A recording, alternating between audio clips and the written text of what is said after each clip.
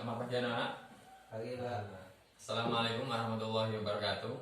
Waalaikumsalam warahmatullahi wabarakatuh. Bagaimana kabar pada pagi hari ini? Alhamdulillah baik. Sehat ya. Ini Untuk ketua kelas silahkan memimpin doa terlebih dahulu. berdoa mulai. Bismillahirrahmanirrahim.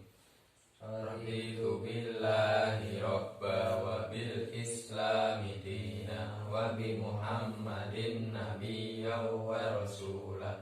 Rabbi zidni ilma warzuqni fahma waj'alni min ibadikas sholihin.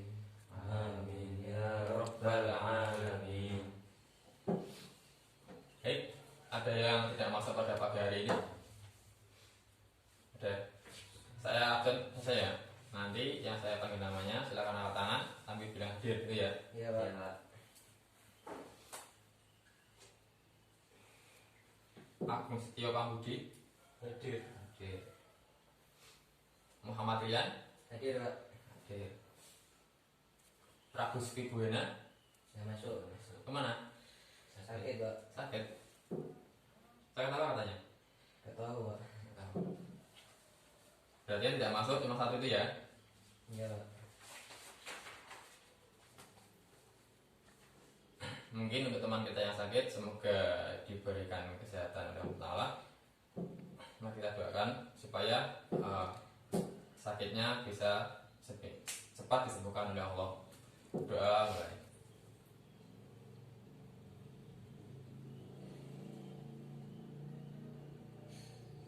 Selesai. Terima kasih.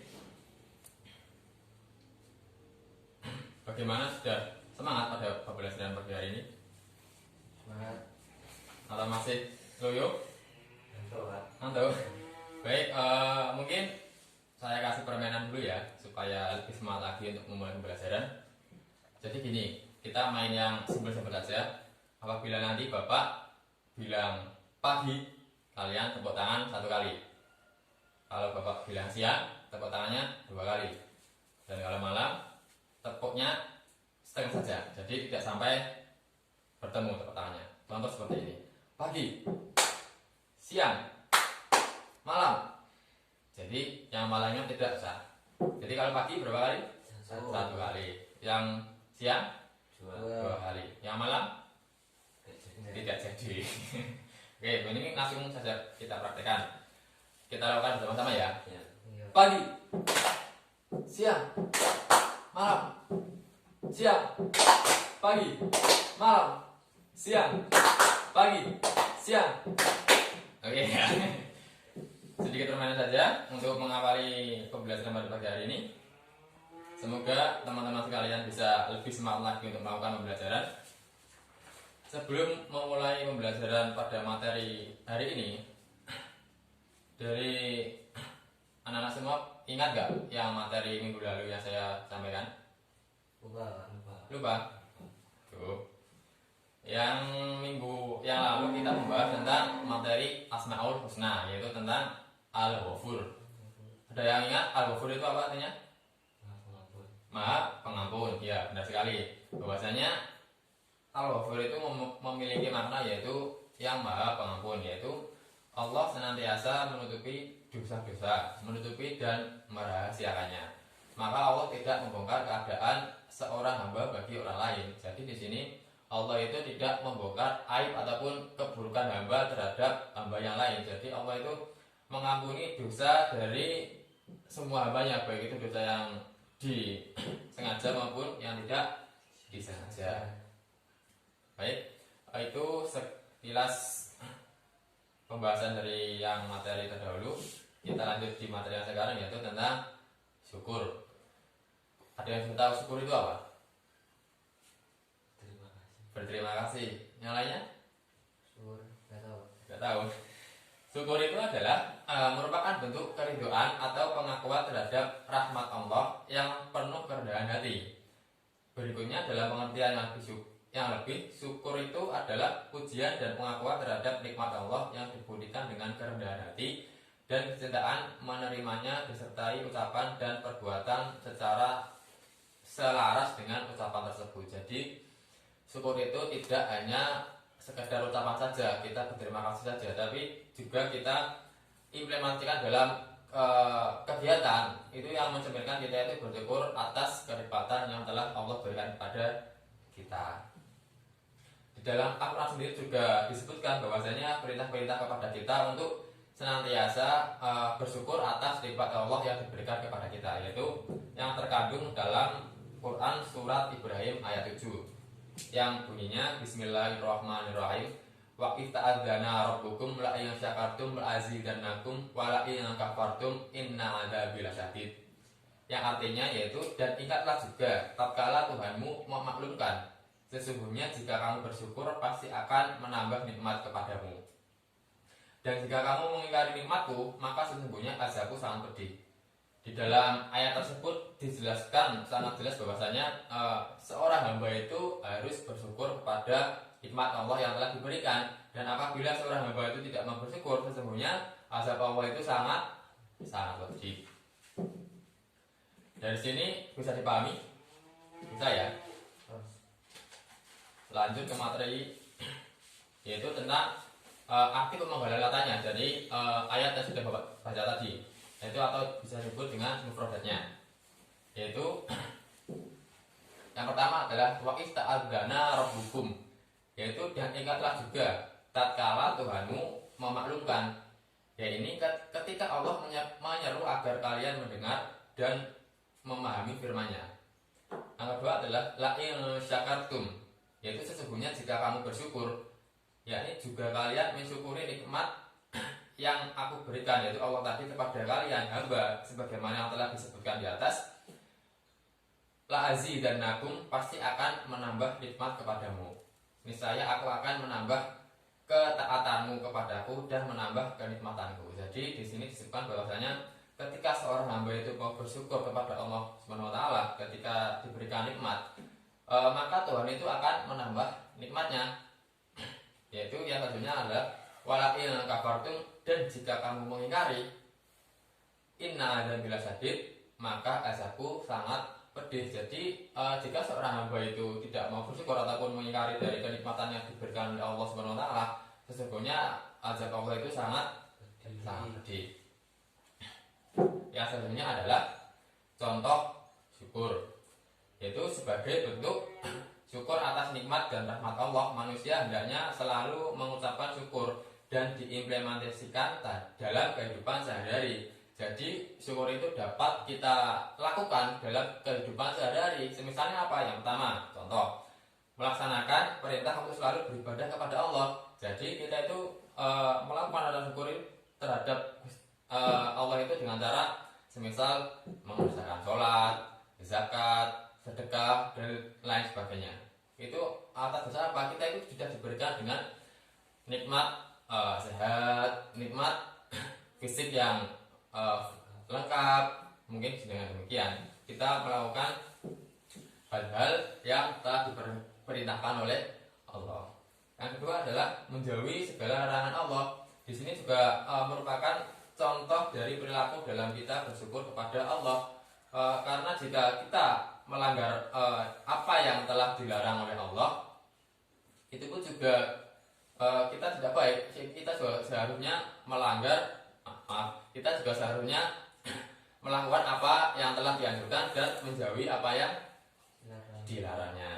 Yang ketiga adalah mengucapkan terima kasih tadi, kita dengan membaca hamdalah ataupun yang lainnya yang bersifat kita mengungkapkan rasa syukur atas nikmat Allah.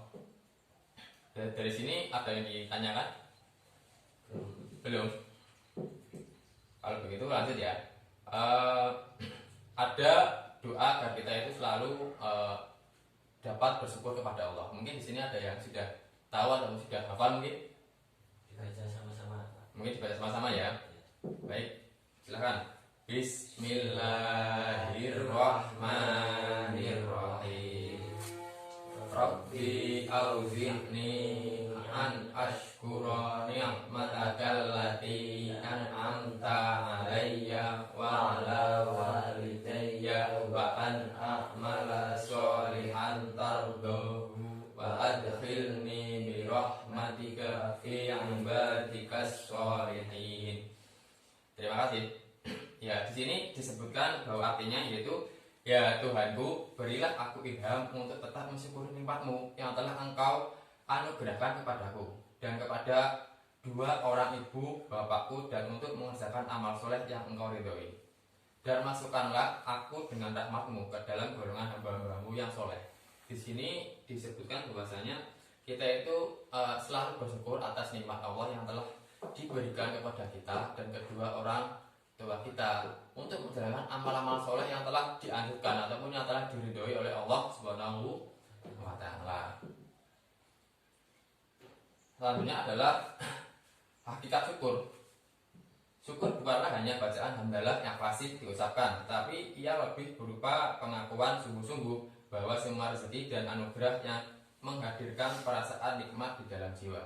Di sini pun juga seperti yang telah Bapak sampaikan pada awal tadi, bahwasanya syukur itu tidak hanya sebatas dengan ucapan saja, tapi juga dengan tindakan-tindakan yang mencerminkan bahwasanya kita itu bersyukur atas nikmat Allah yang telah memberikan kita misal sehat ataupun yang lainnya.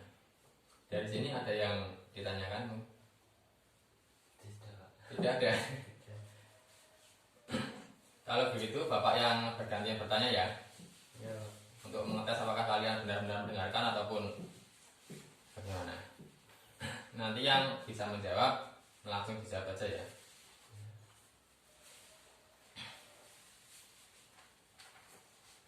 Coba gini,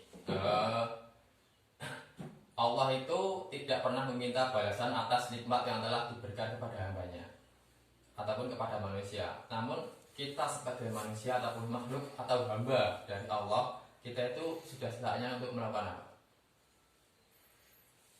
Iya, monggo. Dengan senantiasa bersyukur dengan cara selalu melakukan perintahnya dan menjauhi larangannya. Iya, benar sekali bahwasanya walaupun Allah itu tidak menuntut kita untuk selalu senantiasa bersyukur, kan gini, Allah itu tidak memerlukan balasan dari kita ataupun rasa terima kasih kita, tapi kita itu sebagai seorang hamba, seorang manusia, kita itu seharusnya selalu berterima kasih kepada Tuhan yang telah memberikan kita kenikmatan tersebut, gitu ya. Jadi kita itu jangan semena-mena bahwasanya kita sehat karena kita makan makanan yang bergizi ataupun yang gimana. Jadi benar itu pun juga sebagai penunjang, tapi pada hakikatnya sehat itu diberikan oleh Allah kepada kita.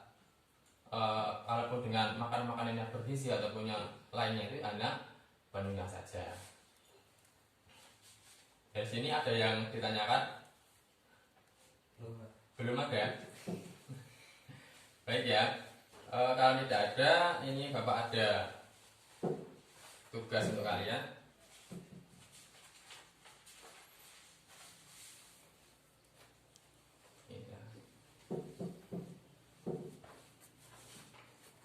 Itu ada soal-soal ya, silahkan dibaca dan dipahami, nanti di rumah dikerjakan, dan pada pertemuan yang selanjutnya kita koreksi bersama, paham ya?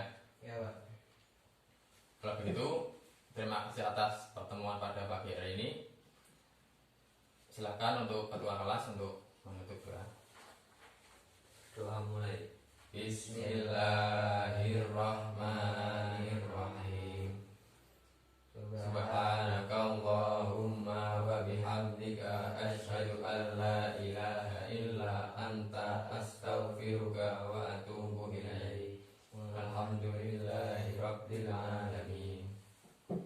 Terima kasih atas pertemuan pada pagi hari ini. Semoga apa yang Bapak sampaikan kepada kalian bisa membawa manfaat bagi kalian semua pada hari kelak. Dan akhirul kalam dari Bapak, terima kasih atas waktunya. Wassalamualaikum warahmatullahi wabarakatuh. Waalaikumsalam warahmatullahi wabarakatuh.